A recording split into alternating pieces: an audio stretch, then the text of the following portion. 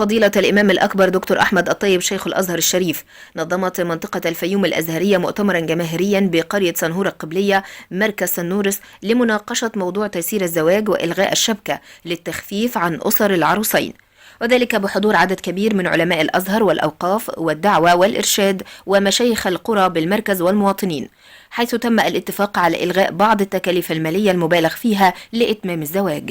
كله مستعد، للناس كلها تعبت من الديون وتعبت من التبذير اللي بيحصل. اتفقوا النهارده على 20 جرام ذهب وحجرة نوم وحجرة جلوس والحاجات الضرورية بس زي الثلاجة والغسالة والبوتاجاز.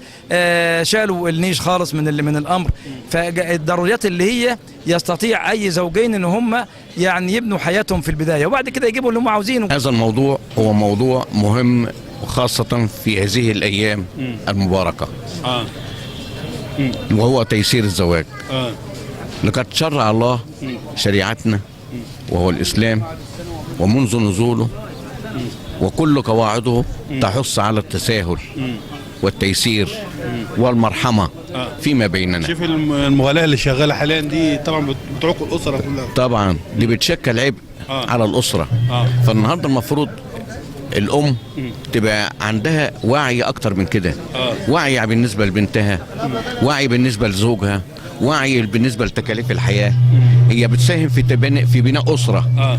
والنهارده لما تحس ابنتها على ان الحياه العاديه، الحياه اللي يجب ان تكون اكتر من اي حاجه تيجي. اتبعوا تعليم الاسلام وماذا كان يفعل النبي صلى الله عليه وسلم، واهم الوحيد ان احنا نختار لابنتنا زوج صالح من بيئة صالحة إن شاء الله. بفضل الله تبارك وتعالى مبادرة طيبة من أهل هذه القرية، ومش الأولى، مش المبادرة الأولى، سبقها مبادرات في أكثر من مكان. بفضل الله تبارك وتعالى شيء طيب يدعو إلى الفخر، وأن ترى هذا الجمع الطيب كله متكاتف من أجل التيسير ومن أجل المودة والرحمة التي ستكون بإذن الله تبارك وتعالى لكل البيوت التي تستنشأ بعد هذه المبادرة.